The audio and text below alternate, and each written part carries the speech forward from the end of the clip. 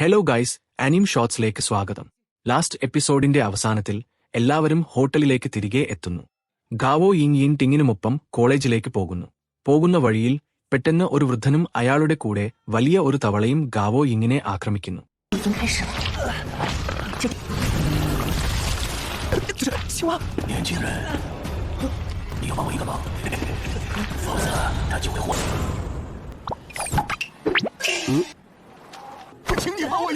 യഥാർത്ഥത്തിൽ ഈ വൃദ്ധൻ 10 വർഷം മുമ്പ് മരിച്ച ഒരു ആത്മാവാണ്. അയാൾ ഗാവോ യിങ്ങിനോട് സഹായം ചോദിക്കുന്നു. അയാൾ പറയുന്നു, എന്റെ ഭാര്യയെ കണ്ടുപിടിച്ചു തരൂ. എനിക്ക് കണ്ണ് കാണില്ല, മരിക്കുന്നതിന് മുമ്പ് എന്റെ കാഴ്ച നഷ്ടപ്പെട്ടിരുന്നു. അതുകൊണ്ട് എനിക്ക് വീട്ടിലേക്കുള്ള വഴി കണ്ടുപിടിക്കാൻ കഴിയുന്നില്ല. ദായ്സൂയിയുടെ ശക്തിയുള്ളതിനാൽ അയാൾക്ക് ഗാവോ യിങ്ങിനെ കാണാൻ കഴിയുന്നു. ഗാവോ യിങ് അയാളെ സഹായിക്കാമെന്ന് പറയുന്നു. പക്ഷേ 2 മണിക്കൂർ മാത്രമേ സമയമുള്ളൂ എന്നും അവൻ പറയുന്നു. അയാളുടെ വീട് കണ്ടുപിടിക്കാൻ ഒരു സൂചന മാത്രമേ ഉള്ളൂ. ആ വീടിന്റെ മുറ്റത്ത് ബരീസ് ട്രീ ഉണ്ട്. ആ സൂചന വെച്ച് ഗാവോ യിങ്ങും യിൻഡിങ്ങും ആ സ്ഥലം മുഴുവൻ തിരയുന്നു. 高影会卷入一段连接生死的，这便是阴阳劫。这附近有没有哪家门口种着枸杞？有了，有了。哎呀，走，别看。പക്ഷേ ഗാവോ യിങ്ങിന് ആ വീട് കണ്ടുപിടിക്കാൻ കഴിയുന്നില്ല. വൃദ്ധൻ നിരാശയോടെ പറയുന്നു, അവൾ ഇവിടെ നിന്ന് പോയി കാണും, അല്ലെങ്കിൽ എന്നെ മറന്നുപോയി കാണും. എന്നിട്ട് അയാൾ പോകാൻ തുടങ്ങുന്നു. ഗാവോ യിങ്ങിന് അത് കണ്ടു നിൽക്കാൻ കഴിഞ്ഞില്ല. അവൻ വീണ്ടും തിരച്ചിൽ തുടരുന്നു.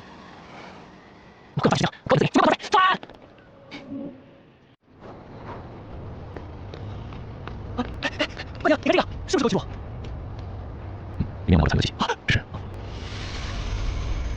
也没有人的生气。什么？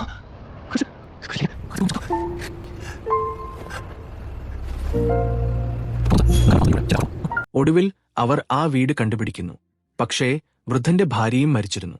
ശവകല്ലറയുടെ അടുത്ത് ഭാര്യയുടെ ആത്മാവ് പ്രത്യക്ഷപ്പെടുന്നു.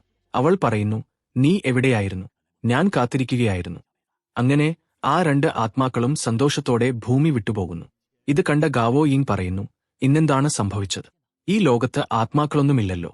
എനിക്ക് ഇതൊന്നും വിശ്വസിക്കാൻ കഴിയുന്നില്ല. നാം ഇന്ന് ദുരന്തവും സ്വപ്നവും കാണുന്നു. നാം രണ്ടും കണക്ട് ആയതുകൊണ്ടായിരിക്കും ഒരേ സ്വപ്നം കാണുന്നത്. അതെ, ഇവർ 2 പേരും ഇപ്പോൾ ഒരു സ്വപ്നത്തിലാണ്. പെട്ടെന്ന് എന്തോ സംഭവിക്കുന്നു. യിൻഡിങ് ആ സ്വപ്നത്തിൽ നിന്ന് ഉണരുന്നു.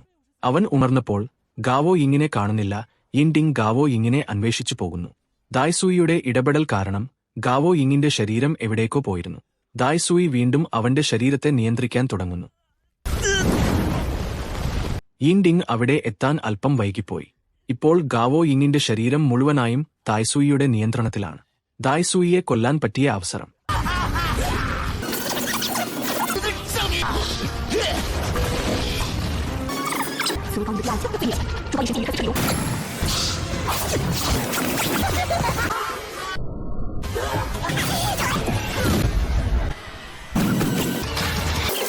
പക്ഷേ യിൻഡിങ്ങിന് ഗാവോ യിങ്ങിനെ കൊല്ലാൻ മനസ്സ് വരുന്നില്ല.